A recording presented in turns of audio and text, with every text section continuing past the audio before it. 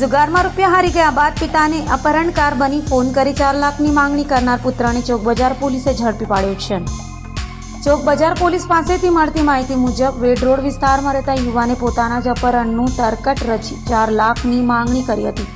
Online જુગારમાં 2.5 લાખનું દેવું થતાં યુવકે અપહરણનું નાટક કરવા જતાં પોલીસના સંકજામાં ભેરવાયો છે। ચોક બજાર પોલીસે જાતે ફરિયાદી બનીને ગુનો દાખલ કરી પિતાને જ અપહરણકાર બની ફોન કરી 4 લાખની ખંડણી માંગનાર યુવક ગૌરવ ઉર્ફે રઘુ મહીપત રાઠોડને ઝડપી પાડી તેની ધરપકડ કરી વધુ તપાસ હાથ ધરી છે। 18/5/2024ના આશરે 2 વાગ્યાના સુમારે અરજદાર શ્રી ભરતભાઈ રાઠોડ કે જેઓને એક અજાણ્યા નંબર ઉપરથી ફોન આવેલો કે તમારા દીકરાને જીવતો જોતો હોય તો આ નંબર ઉપરથી 4 લાખ રૂપિયા મોકલો, નકર તમારા દીકરાને મારી નાખશું।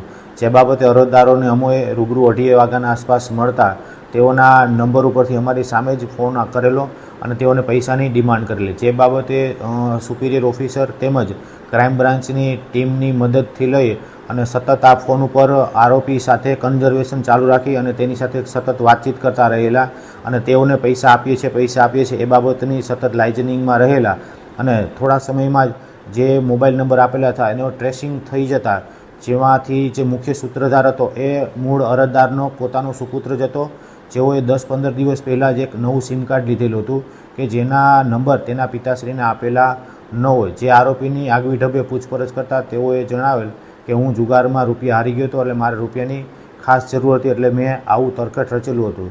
જેથી કરીને ઉપરી અધિકારીઓના માર્ગદર્શન મુજબ પોલીસને ગેરમાર્ગે દોરવા બાબતની ગુનો રજીસ્ટર કરવામાં આવેલ છે અને હાલ આરોપીની અટક થઈ ગયેલ છે।